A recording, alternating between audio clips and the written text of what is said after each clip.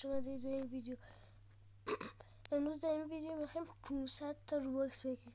حالا میگی با گیم پس و این چیزا با بازی پلیستونید، ولی نه. اول بیاید توی خود گوگل،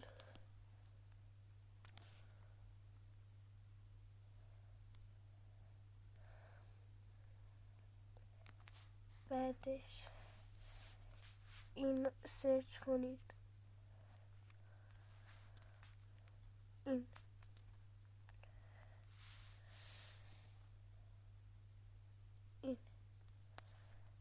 ببینید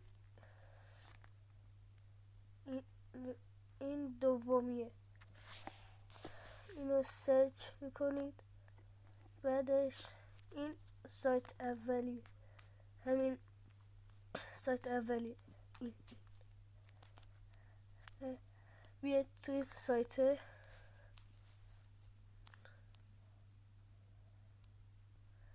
بعدش شما روی این کلیک کنید،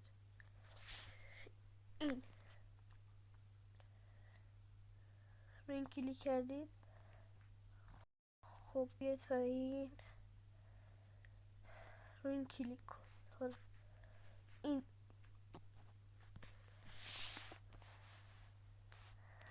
این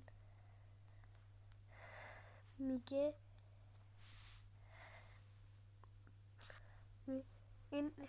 اینجا رو میخوایم چیز کنیم، میخواید اینجا رو پر کنید. حالا نمیدونید چه جوری. حالا باید همین ویدیو که من میگیرم بذارید، بعدش برید توی خود روبلاکس، ببینید 500 تا روباکس گرفتید. حالا اول بیاید من روباکس لیستم بزنید، بعدش دیگه تمومه. حالا شما 500 روباکس رو گرفتید، ولی باید همین ویدیو رو بگیرید، آموزش رو بذارید، بعدش توی یوتیوب یا آپارات این ویدیو رو بذارید. خدافظ تا ویدیوهای بعدی. لایک و ساب نره.